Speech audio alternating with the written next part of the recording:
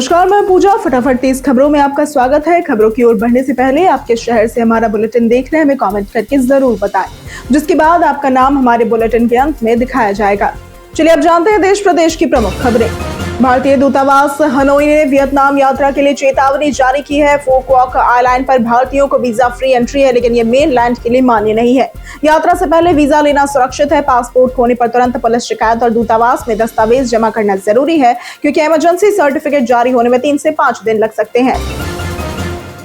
सरकार ने प्रवासी मजदूरों के लिए 5 किलो वाले एलपीजी सिलेंडर का कोटा दोगुना कर दिया है। छोटू या एफटीएल सिलेंडर बिना स्थायी कनेक्शन केवल पहचान पत्र से लिया जा सकेगा। ये नया कोटा पहले तय 20% कोटे के अतिरिक्त होगा। ब्लैक मार्केटिंग रोकने और जरूरतमंदों तक सिलेंडर पहुंचाने पर जोर दिया गया है। इंडक्शन चूल्हों के स्टार रेटिंग लागू करने की तारीख 1 जनवरी 2027 तक टाली गई है। अमेरिका, इजरायल और ईरान युद्ध के कारण स्ट्रेट ऑफ हॉर्मुज बंद होने से भारत के एलएनजी आयात पर संकट मंडरा रहा है। ईरान ने कतर के 2 एलएनजी टैंकरों को रोका, जिससे पीएनजी और सीएनजी आपूर्ति प्रभावित हो सकती है। भारत ने घरेलू और वाहनों की सप्लाई प्राथमिकता दी है, लेकिन इंडस्ट्री और कमर्शियल यूजर्स को कटौती झेलनी पड़ सकती है। सरकार ने ईरान युद्ध के बीच देशवासियों को भरोसा दिलाया है कि खाद्य और ऊर्जा सुनिश्चित है। देश में लगभग 222 लाख मीट्रिक टन गेहूं और 380 लाख मीट्रिक टन चावल का भंडार है। एलपीजी आपूर्ति पर्याप्त है। 50 लाख सिलेंडर प्रतिदिन वितरित हो रहे हैं। कीमतें स्थिर है और वितरण सुचारू रखने के लिए सभी तैयारियां पूरी है। एनसीईआरटी की कक्षा 8 की सामाजिक विज्ञान पुस्तक में न्यायपालिका पर विवादित अध्याय के मसौदे के कारण 3 विशेषज्ञों मिशेल डैनिनो, सुपर्णा दिवाकर और आलोक प्रसन्न कुमार से संबंध तोड़ दिए गए थे। अब उन्होंने सुप्रीम कोर्ट में याचिका दायर कर सामूहिक प्रक्रिया और अपनी विश्वसनीयता का बचाव किया। अदालत ने आवेदन रिकॉर्ड में लिया और 2 सप्ताह बाद सुनवाई तय की है। सरकार ने पश्चिम एशिया तनाव के बीच देश को आश्वस्त किया है कि खाद्यान्न और ईंधन की पर्याप्त उपलब्धता है। लगभग 602 लाख मीट्रिक टन अनाज भंडार मौजूद है, जो जरूरत से 3 गुना है। कीमतें स्थिर है। एलपीजी आपूर्ति सुचारू है। रोज 50 लाख सिलेंडर वितरित हो रहे हैं और अतिरिक्त खेप भी सुनिश्चित की गई है। तमिलनाडु के साथानुकुलम कस्टोडियल डेथ केस में मदुरई अदालत ने 9 पुलिसकर्मियों को रेयरेस्ट ऑफ रेयर मानते हुए फांसी की सजा दी है। 2020 में लॉकडाउन उल्लंघन पर गिरफ्तार बाप बेटे की हिरासत में पिटाई से मौत हुई थी। कोर्ट ने पीड़ित परिवार को 1.40 करोड़ रुपए मुआवजा देने और न देने पर संपत्ति जब्त का आदेश दिया है। धार की भोजशाला को लेकर मध्य प्रदेश हाईकोर्ट के इंदौर बेंच में सुनवाई हुई। हिंदू पक्ष के वकील विष्णु शंकर जैन ने इसे 10वीं और 11वीं सदी की धरोहर बताते हुए 1935 के बाद विवाद शुरू होने का दावा किया। एएसआई रिपोर्ट और मूर्तिकला साक्ष्य पेश किए गए। कोर्ट ने सभी पक्षों को सुनने का आश्वासन दिया। सुनवाई जारी रहेगी। केंद्रीय गृह मंत्री अमित शाह ने पुडुचेरी रैली में इंडिया गठबंधन और राहुल गांधी पर निशाना साधा। ईंधन कीमतों व बेरोजगारी पर दावे किए। राहुल ने पूर्ण राज्य का दर्जा, नकली दवाओं और भ्रष्टाचार के आरोप उठाए तथा सत्ता में आने पर सुधारों का वादा किया। सुप्रीम कोर्ट ने पश्चिम बंगाल में एसआईआर अधिकारियों को धमकी और हिंसा पर कड़ी टिप्पणी करते हुए कहा कि राज्य व्यवस्था विफल हुई तो वो हस्तक्षेप करेगा। मालदा में विरोध के दौरान अधिकारियों को बंधक बनाया गया। कोर्ट ने जांच एनआईए को सौंपी। ममता बनर्जी ने सुरक्षा की जिम्मेदारी चुनाव आयोग पर डाली। पेटीएम ने नया अपडेट लॉन्च किया है, जिसमें बायोमेट्रिक ऑथेंटिकेशन से फिंगरप्रिंट या फेस के जरिए यूपीआई पेमेंट संभव हुआ है, जिससे पिन की जरूरत कम हो गई है। इसके साथ ही क्यूआर स्कैन के जरिए बिना एटीएम कार्ड के कैश निकालने की सुविधा भी शुरू की गई है, जिससे ट्रांजैक्शन अधिक आसान, तेज और सुरक्षित हो गए हैं। कांग्रेस से निष्कासित होने के बाद नवजोत कौर सिद्धू ने भारतीय राष्ट्रवादी पार्टी बीआरपी लॉन्च की है। उनका लक्ष्य पंजाब को खोया हुआ गौरव और गोल्डन स्टेट बनाना है। पार्टी राष्ट्रीय स्तर पर विकल्प प्रस्तुत करेगी और न्याय, शांति व प्रेम पर आधारित सरकार बनाने का दावा करती है। बीआरपी के एंट्री से पंजाब में आगामी विधानसभा चुनाव में राजनीतिक माहौल गर्म होने की संभावना है। पश्चिम बंगाल में 2026 विधानसभा चुनाव से पहले टीएमसी नेता इमरान हसन मुल्ला के धमकी भरे बयान से विवाद बढ़ गया है। उन्होंने वोट न देने वालों को इलाके से निकालने की चेतावनी दी। वीडियो वायरल होने से राजनीतिक माहौल तनावपूर्ण हो गया। विपक्ष ने कड़ी निंदा की, जबकि चुनावी हिंसा और डर का माहौल बढ़ने के आरोप तेज हो रहे हैं।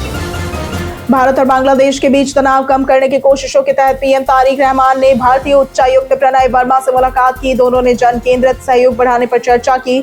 नई सरकार रिश्ते सुधारना चाहती है। विदेश मंत्री खलीलुर रहमान की संभावित भारत यात्रा भी संबंधों को मजबूत करने की दिशा में अहम मानी जा रही है।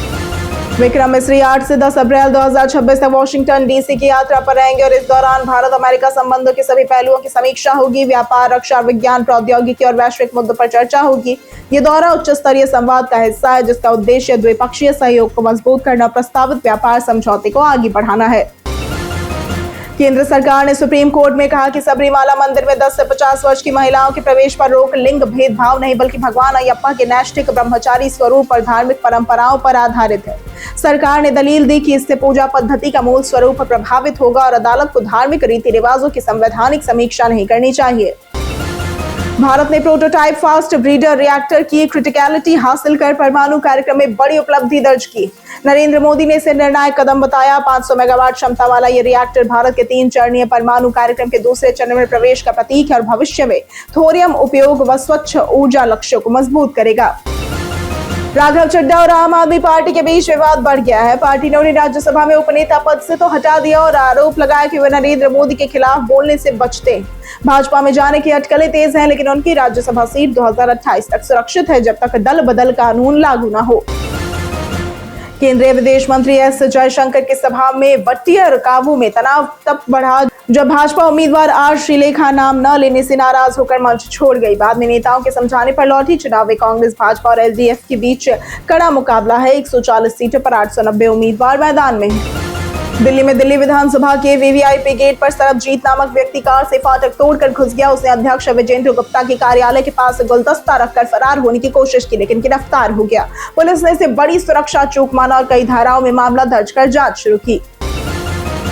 7 से 8 अप्रैल को दिल्ली एनसीआर सहित उत्तर भारत में बारिश, तेज हवाएं, 40 से 50 किलोमीटर प्रति घंटे की रफ्तार से गरज चमक और ओलावृष्टि का अलर्ट जारी। हिमाचल प्रदेश, उत्तराखंड में भारी बारिश, जबकि उत्तर प्रदेश, बिहार समेत कई राज्यों में 7 से 9 अप्रैल तक बारिश और बिजली गिरने की संभावना जताई गई है।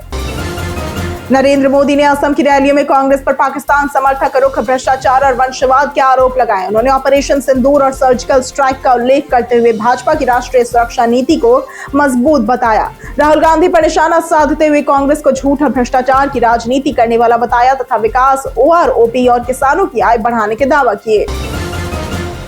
एयर इंडिया के सीईओ कैंपबेल विल्सन ने इस्तीफा दे दिया है, जिसे बोर्ड ने मंजूरी भी दे दी है। हालांकि नए उत्तराधिकारी के मिलने तक वे पद पर बने रहेंगे।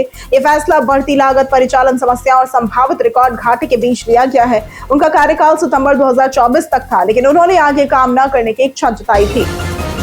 केंद्र सरकार ने दुर्लभ खनिजों के खनन नियमों में संशोधन कर लाइसेंसधारियों को अतिरिक्त क्षेत्र में खोज की अनुमति दी है। सटे क्षेत्रों को पट्टों में जोड़ने और अन्य खनिज शामिल करने की छूट मिलेगी। इससे गहरे खनिजों का खनन बढ़ेगा। नीलामी और गैर नीलामी पट्टों पर भुगतान नियम तय किए गए हैं और राज्यों को 30 दिन में अनुमति देनी होगी।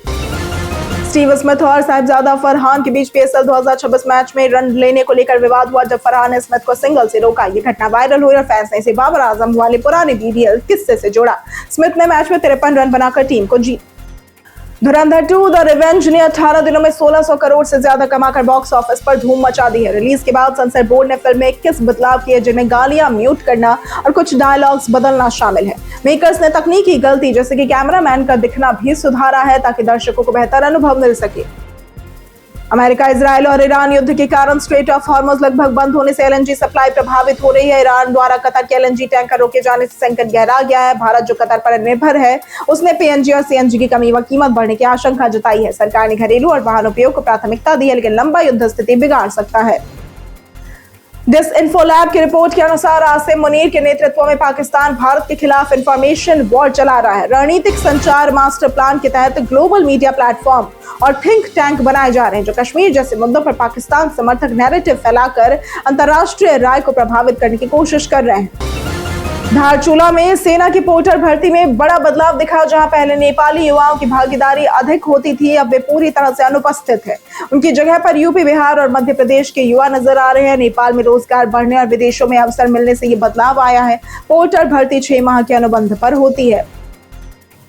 असम विधानसभा चुनाव से पहले कांग्रेस नेता पवन खेड़ा के दिल्ली आवास पर असम पुलिस ने छापेमारी की, जो हेमंत बिश्व शर्मा की पत्नी की शिकायत पर हुई। खेड़ा ने उन पर विदेशी पासपोर्ट और संपत्ति के आरोप लगाए। सीएम ने आरोपों को फर्जी और प्रोपेगेंडा बताया। चुनाव से पहले मामला राजनीतिक रूप से गर्मा गया है। बीते दिन जिन लोगों ने हमारे वीडियो पर कमेंट किया था, उनके नाम है राजकिशोर चौहान, अमरजीत पासवान, अमित सिंह और संतोष कुमार।